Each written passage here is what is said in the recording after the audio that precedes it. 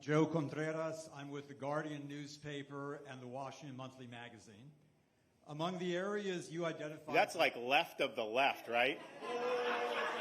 Can I ask my question? No, I know. I mean, you can, but I've seen. It's interesting.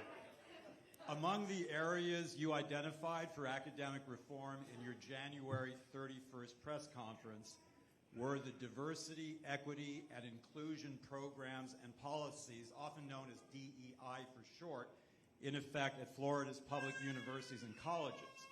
Yet DEI was mandated by the Florida Board of Governors in the fall of 2020. That was on your watch, and most of the board members were appointed either by you or your predecessor, Rick Scott.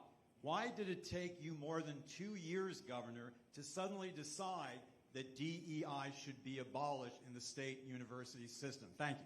So it's a good question. So one, it wasn't at my direction. I didn't know what DEI was a couple years ago. As this had taken hold, I mean, it sounds innocuous, right? I thought maybe diversity of ideas, maybe actually have more than one viewpoint. Well, that's not what it is. What it is it's trying to enforce a political agenda and a political orthodoxy under the auspices of administration. And that is something that is not in the best interest of this state.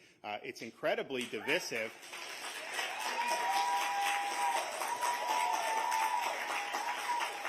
It's incredibly divisive, and I don't necessarily think anyone that supported this in the past necessarily had bad motives, but I think if you look to see how it's worked in practice, it's been an embarrassment to see some of the things that have come out at Florida State, at some of these universities here.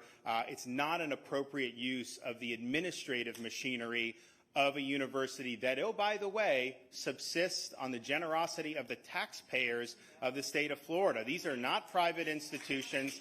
They're public institutions, and we have the right, who are elected and who are putting people in positions to make sure that those institutions are serving a mission that is consistent with the state's best interests. And so as this has become a problem, I asked to get more information about it.